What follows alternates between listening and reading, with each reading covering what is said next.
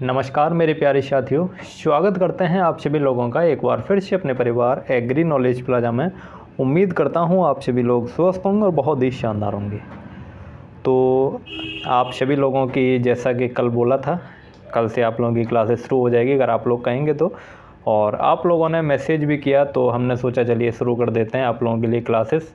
आखिरी के 30 दिन बचे हुए हैं। अब आखिरी के 30 दिन भी अगर आप लोग अच्छे से मेहनत कर लेंगे तो आपकी अच्छी रैंक आ सकती है।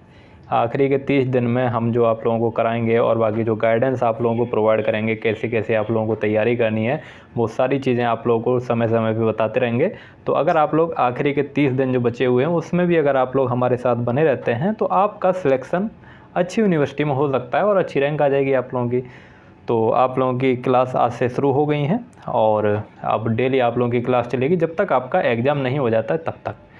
और देखिए, एक आप लोगों से शर्त है, आप लोगों को बीच में गड़बड़ नहीं करना है। जैसे अभी आप लोग गड़बड़ कर दिए थे उस प्रकार से आप लोगों को गड़बड़ नहीं करना है। आप लोगों को कंसिस्टेंसी बनाए रखनी है और आप लोगों को जो भी क्लासेस कराई जाएंगी उनको डेली अटेंड करना है।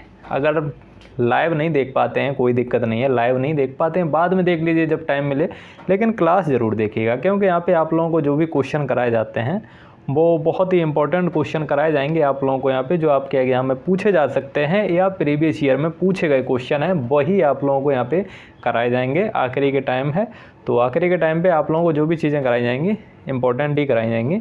तो आप सभी लोग जल्दी से एक बार क्लास को शेयर कर देंगे और आप लोग देखिए, आप लोग अपने और भी दोस्तों के पास इस क्लास को शेयर करिएगा ताकि वो भी दोस्त आप लोगों के इसके साथ जुड़ सकें और अपनी तैयारी कर सकें। और आप लोगों को अगर क्लास अच्छी लगे तो इसको लाइक भी कर दिया करिए और चैनल पे नए हैं तो फटाफट चैनल को सब्सक्राइब भी कर लेंगे। और जो आप लोगों के दोस्त हैं जिनको नहीं पता है उन लोगों को भी बता दीजिए और उन लोगों को भी जोड़िएगा। चलिए तो फिर शुरू कर देते हैं। आज आप लोगों के जीके के क्वेश्चन करेंगे। करने से पहले आप लोगों को एक छोटी सी जानकारी दे देते हैं। ये जो आप लोगों की टेट सीरीज चल रही है जीके के लिए, ये उन सभी बच्चों के लिए है जिनको और सारे सब्जेक्ट वो अपने तैयार कर सकते हैं, केवल जीके की ज़रूरत है। तो जीके के लिए एक अलग से टेट सीरीज चलाई गई है जिसका ऑफर प्राइस मात्र 199 रुपये है। इसमें आप लोगों को 1000 प्लस क्वेश्चन मिल जाएंगे, PYQ मिल जाएंगे और शॉर्ट नोट्स मिल जाएंगे। देखिए, अभी तक आप लोगों को इस पर प्रोवाइड क्या क्या कर दिया है तो वो आप लोगों को बता देते हैं। 2018, 2019 और 2020 तक के आप लोगों को क्वेश्चन पेपर प्रोवाइड कर दिए गए हैं और आप लोगों को लगभग आप लोगों को 50 क्वेश्चन वैसे भी प्रोवाइड कर दिए हैं। अभी नया नया शुरू हुआ है तो 50 क्वेश्चन आप लोगों को अभी प्रोवाइड कर दिए गए हैं। बाकी 950 क्वेश्चन और बचे हैं तो वो भी आप लोगों को प्रोवाइड कर दिए जाएंगे। अब कुछ लोग सोच रहे होंगे कि हम अगर अभी ज्वाइन करेंगे इसको तो ये पुरानी चीज़ें जो हैं वो हमें नहीं मिल पाएंगी। तो ऐसा नहीं है। अगर आप लोग अभी ज्वाइन करते हैं तो जितने भी इस पे पुराना कंटेंट पड़ा हुआ है वो सारा का सारा आप लोगों को उपलब्ध हो जाएगा एक साथ।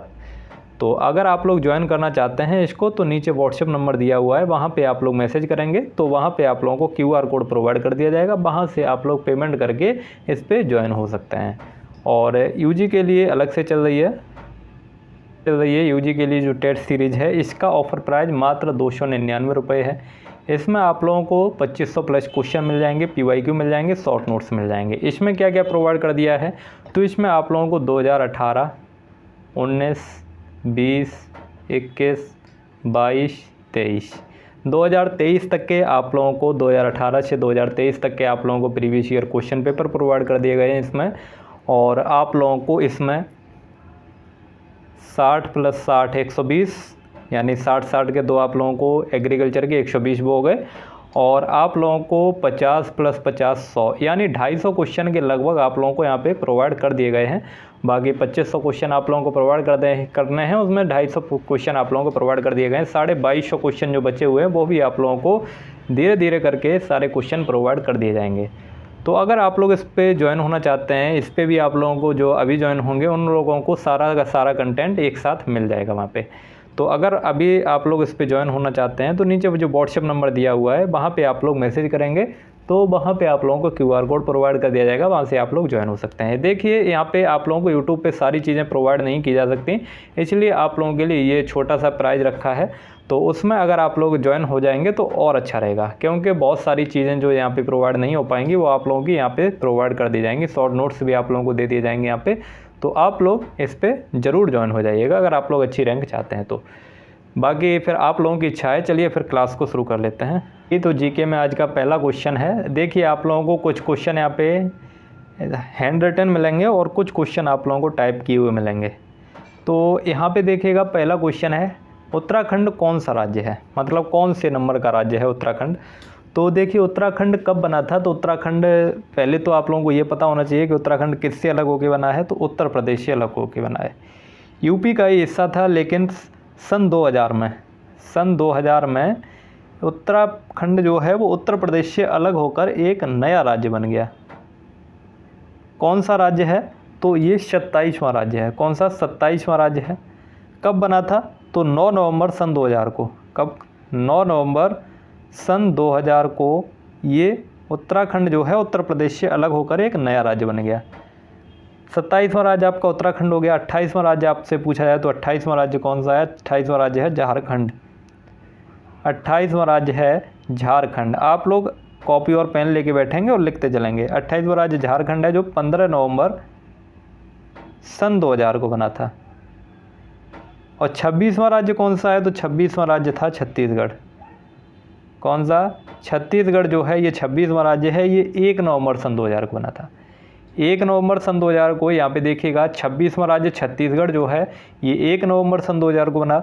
27वां राज्य उत्तराखंड 9 नवंबर सन 2000 को बना। और 28वां राज्य झारखंड 15 नवंबर सन 2000 को बना।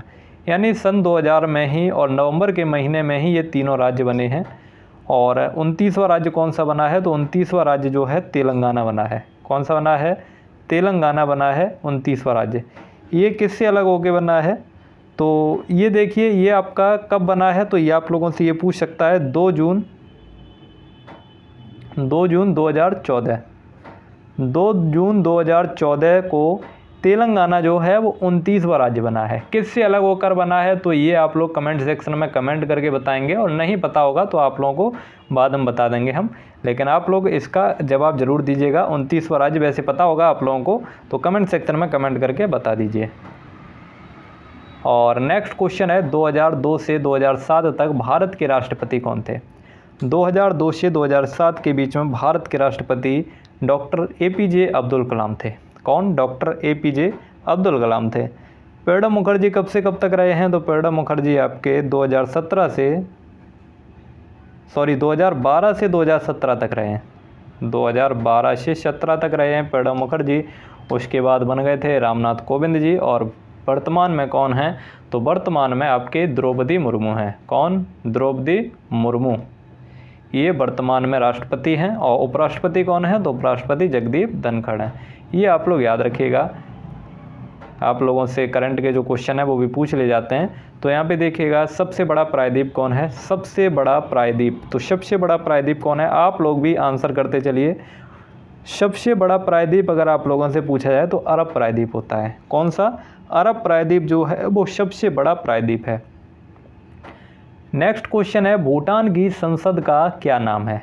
भूटान की संसद का क्या नाम है, तो एक एक करके सबका नाम लिख लेते हैं। शोरा जो है, शोरा किसकी संसद को बोलते हैं, तो शोरा अफ़गानिस्तान की संसद को बोलते हैं। अफ़गानिस्तान की संसद का नाम शोरा है। आप लोग नोट करते चलिए, बार बार आप लोगों से नहीं बोल पाऊंगा, एक बार बोल दिया हूं कि कॉपी और पेन लेके बैठिएगा। जो भी आप लोगों को अलग से बताया जाता है उसको नोट करते चलिए। अफ़गानिस्तान की संसद का नाम शोरा है। मजलिस किसकी संसद का नाम है, तो मजलिस ईरान की संसद का नाम है। किसकी, ईरान की संसद का नाम मजलिस है। डाइट किसकी संसद का नाम है, तो डाइट आप लोग याद रखेंगे, डाइट जो है जापान की संसद का नाम है। किसकी, जापान की संसद का नाम डाइट है। और आप लोगों से पूछा गया है भूटान की संसद का नाम क्या है, तो भूटान की संसद का नाम सोंगडू है। क्या, सोंगडू इसका बिल्कुल सही आंसर हो जाएगा। ये भूटान की संसद का नाम है। भारत की संसद का नाम पूछ रहे हैं, तो भारत की संसद का नाम क्या है, संसद है। भारत की संसद का नाम संसद। अगला क्वेश्चन देखिए, अगला क्वेश्चन है, इसरो का मुख्यालय कहाँ है। इंडियन स्पेस रिसर्च ऑर्गेनाइजेशन, इसका मुख्यालय कहाँ है। भारतीय अंतरिक्ष अनुसंधान संस्थान हिंदी में बोलेंगे। इसका मुख्यालय कहाँ पे है, तो इसका मुख्यालय बेंगलुरु में है। कहाँ पे है, बेंगलुरु में इसका मुख्यालय है। कब बना था? तो ये बना था 15 अगस्त 1969। 15 अगस्त 1969 में इसरो की स्थापना हुई थी। और इसके आप लोगों से पूछा जाए वर्तमान में इसके अध्यक्ष कौन है, इंपॉर्टेंट क्वेश्चन बनेगा क्योंकि करंट में ही ये क्वेश्चन है। अभी हाल ही में 13 जनवरी सन 2025 को इसके नए अध्यक्ष बनाए गए हैं। कौन बनाए गए हैं? बी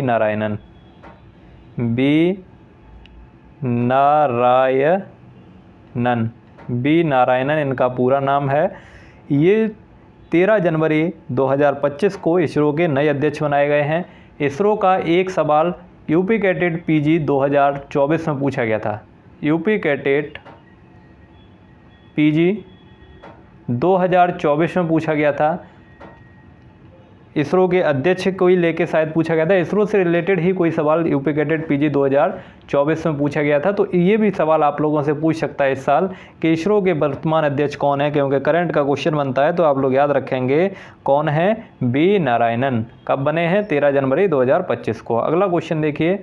अगला क्वेश्चन है सेंट्रल सिल्क बोर्ड कहाँ स्थित है? सेंट्रल सिल्क बोर्ड कहाँ स्थित है? तो सेंट्रल सिल्क बोर्ड जो है ये बंगलौर में है। कहाँ पे है? बंगलौर में सेंट्रल सिल्क बोर्ड है। अब देखिए जीके के क्वेश्चन जो है ये आप लोगों के पीडीएफ में लास्ट में लिखे हुए हैं, तो वो चलिए अब कल कर लेंगे, लेकिन आज अब केमिस्ट्री के क्वेश्चन शुरू हो गए हैं तो केमिस्ट्री के क्वेश्चन कर लेते हैं। तो केमिस्ट्री का पहला क्वेश्चन है सल्फर मोनोक्लोराइड का सूत्र है। सल्फर मोनोक्लोराइड का क्या सूत्र होता है? तो H2Cl2। क्या होता है? H2Cl2 sulphur monochloride. Simple question था, आप लोग कर लिए होंगे। यह है क्लोरोफॉर्म का IUPAC नेम क्या है? क्लोरोफॉर्म का IUPAC नेम क्या है? तो क्लोरोफॉर्म का फॉर्मूला क्या होता है? CHCl3 ये फॉर्मूला होता है इसका। इसका IUPAC नाम देखा जाए तो ट्राइक्लोमीथेन। क्या होता है? ट्राइक्लोमीथेन इसका IUPAC नेम होता है। पॉलीथीन बनाने के लिए कौन सी गैस उपयोगी होती है?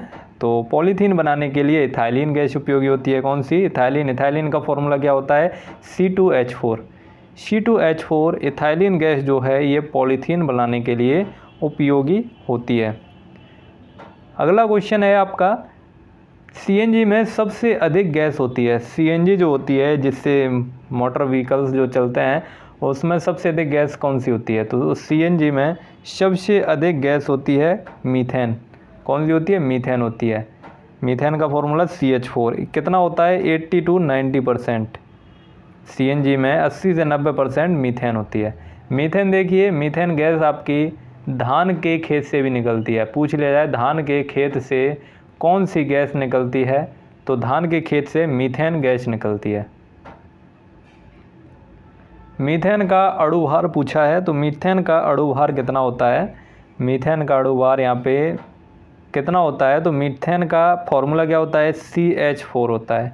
CH4 इसका फॉर्मूला होता है। तो अणु भार कैसे निकालेंगे? कार्बन का निकाल लीजिए। कार्बन का एटॉमिक नंबर कितना होता है? तो कार्बन का 6 होता है ना, तो 6 दूनी 12 इसका अणु भार हो जाएगा। लगभग कार्बन का जो एटॉमिक मास है वो कितना हो जाएगा? 12 हो जाएगा। और हाइड्रोजन का कितना हो जाएगा? हाइड्रोजन का 4 हो जाएगा। तो 12 + 4 करेंगे, 12 + 4 करेंगे तो कितना आ जाएगा? 16। तो अणु भार इसका निकल के आ जाएगा 16 इसका अणु भार निकल के आ जाएगा।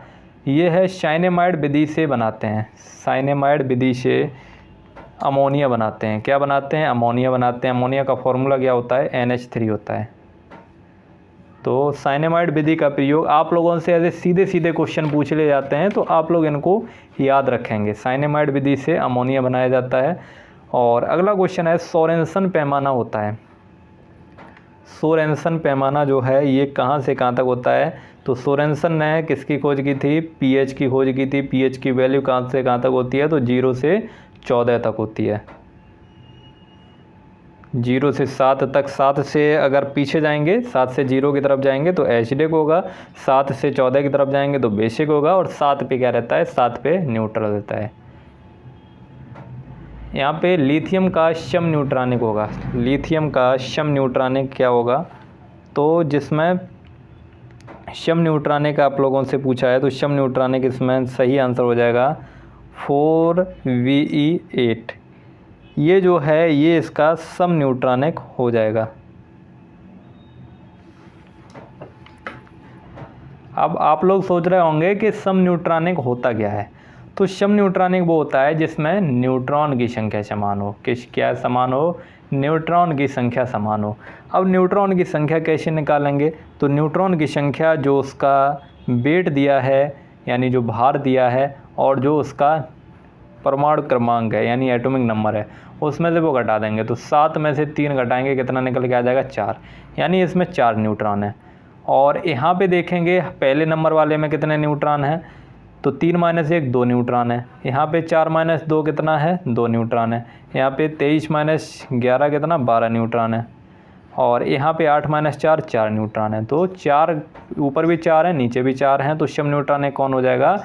बेरिलियम वाला जो है वो सम न्यूट्रॉनिक हो जाएगा। यहाँ पे मीथेन में संकरण होता है। मीथेन में संकरण होता है तो इसका मीथेन का संकरण क्या होता है? sp3। sp3 इसमें आंसर लगा हुआ है। अगला क्वेश्चन देखिएगा,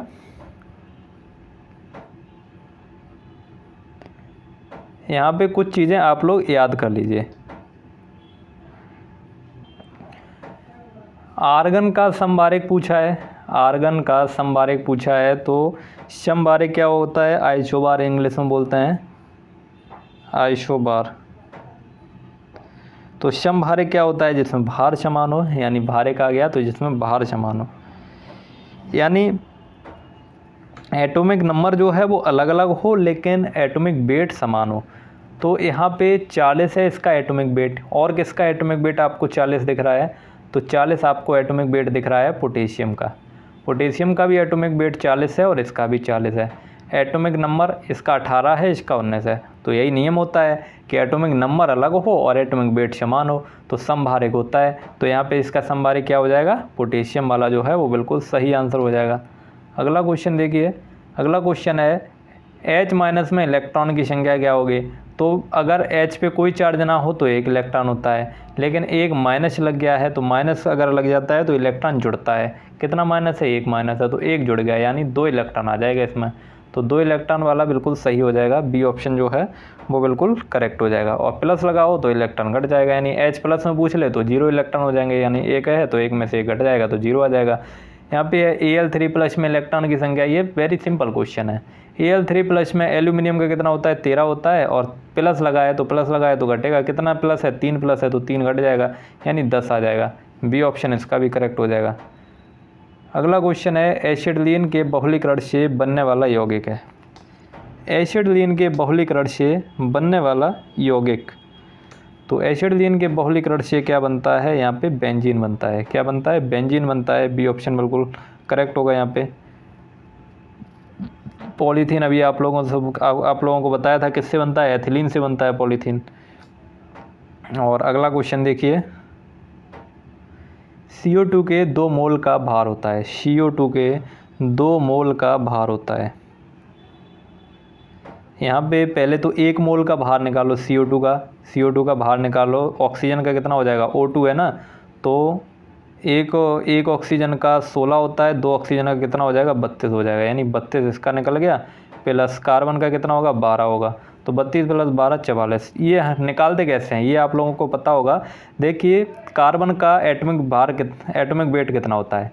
एटॉमिक वेट निकालने का सीधा फॉर्मूला है, जितना उसका एटॉमिक नंबर है उसका 2 में गुणा कर दो। 6 होता है, 6 दूनी 12 हो गया, लगभग 2 गुना होता है। ऑक्सीजन का कितना होता है? 8 होता है, 8 दूनी 16।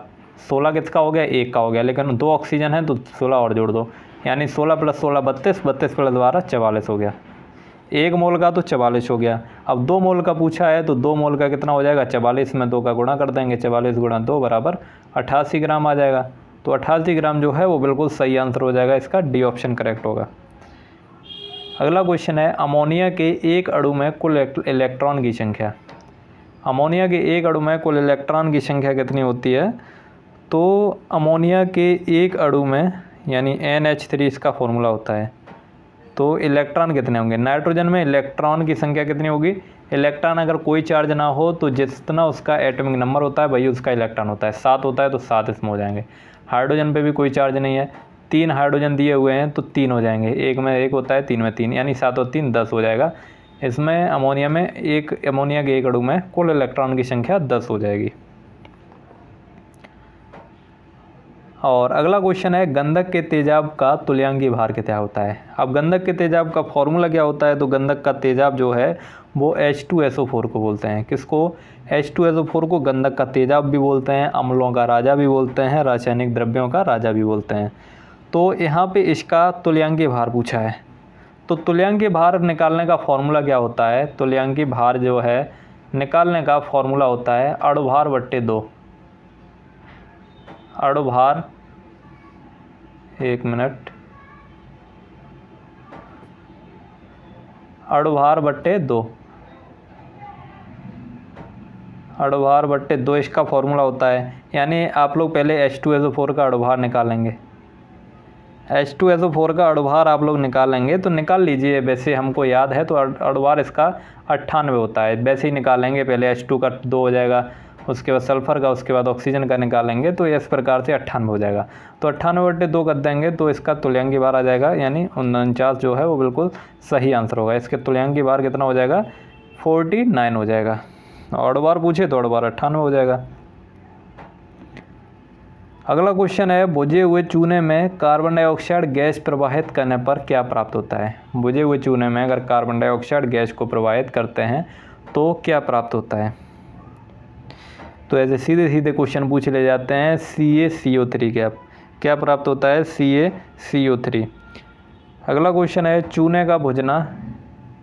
चूने का भुजना क्या है? भौतिक परिवर्तन है, रासायनिक परिवर्तन है, दोनों या कोई नहीं? तो चूने का भुजना आप लोग याद रखिए रासायनिक परिवर्तन है। क्या है? रासायनिक परिवर्तन है चूने का भुजना। और अगला क्वेश्चन देखिएगा, अगला क्वेश्चन है भुजे हुए चूने का अणुभार कितना होता है? बुझे हुए चूने का अणुभार कितना होता है? तो बुझे हुए चूने का अणुभार कितना होता है? 74 होता है। कितना होता है? 74 होता है। बुझे हुए चूने का फॉर्मूला होता है CaOH का होल ट्वाइस। CaOH का होल ट्वाइस। तो यहाँ पे इसका अणुभार निकालेंगे तो कैल्शियम का कितना हो जाएगा? कैल्शियम का 40 हो जाएगा, प्लस ऑक्सीजन 2 ऑक्सीजन है, 2 ऑक्सीजन का 32 हो जाएगा, और 2 हाइड्रोजन का 2 हो जाएगा। तो यहाँ पे निकालेंगे इसको, कितना हो जाएगा? 32 प्लस 2 34, 34 और 40 74, बिल्कुल सही है आंसर है। और यहाँ पे बिना बुझे चूने का फॉर्मूला होता है CaO बिना बुझे चूने का, और COH का उल्टा बुझे हुए चूने का। यहाँ पे है बुझे हुए चूने और नौशादर की क्रिया से क्या बनता है? बुझे हुए चूना और नौशादर की क्रिया कराते हैं तो इससे क्या बनता है? इससे अमोनिया बनता है। क्या बनता है? अमोनिया बनता है। डायरेक्ट क्वेश्चन पूछ लिया जाता है, और ये भी पूछ लिया जाता है, ये बुझे हुए चूना और नौशादन की क्रिया कराते हैं, ये लैब मेथड है, अमोनिया बनाने का लैब मेथड है ये। नाइट्रोजन के कुल ऑक्साइड हैं। नाइट्रोजन के कुल कितने ऑक्साइड होते हैं? तो नाइट्रोजन के कुल 5 ऑक्साइड होते हैं। नाइट्रोजन के कुल 5 ऑक्साइड होते हैं। कौन कौन से होते हैं? देखो, एक तो नाइट्रिक ऑक्साइड हो गया आपका, एक नाइट्रोजन डाइऑक्साइड हो गया, एक नाइट्रस ऑक्साइड हो गया N2O, और एक होता है नाइट्रोजन ट्राई ऑक्साइड, एक होता है नाइट्रोजन पेंटा ऑक्साइड। ये 5 ऑक्साइड होते हैं इसके। और आप लोगों के आज 25 ही क्वेश्चन कराने थे, लेकिन केमिस्ट्री के क्वेश्चन आपके 27 तक थे, तो 27 तक करा दिए हैं। आगे आप लोगों के फिजिक्स के क्वेश्चन हैं और कुछ आप लोगों के जीके के भी क्वेश्चन हैं, वो आप लोगों को कल वाली क्लास में कराए जाएंगे। उम्मीद करता हूँ आप सभी लोगों को ये क्लास अच्छी लगी होगी। अगर क्लास अच्छी लगी है तो इसको लाइक ज़रूर कर दीजिएगा, और चैनल पे नए हों तो चैनल को फटाफट सब्सक्राइब भी कर लीजिए। तो और आप लोगों को अगर टेस्ट सीरीज़ लेनी है, प्रीवियस ईयर क्वेश्चन पेपर लेने हैं, और इसका PDF भी आप लोगों को जो पेड बैच बना हुआ है वहीं पे आप लोगों को प्रोवाइड किया जाएगा। तो शुरुआत में उसके बारे में जानकारी दे दी थी, अगर जिन लोगों ने नहीं देखा है शुरुआत का वीडियो देख लेंगे तो वहाँ पे उसके बारे में जानकारी मिल जाएगी। मिलते हैं आप लोगों को कल वाले वीडियो में, तब तक के लिए ख्याल रखिए अपना, तैयारी करते रहिए। जय हिंद, वंदे मातरम।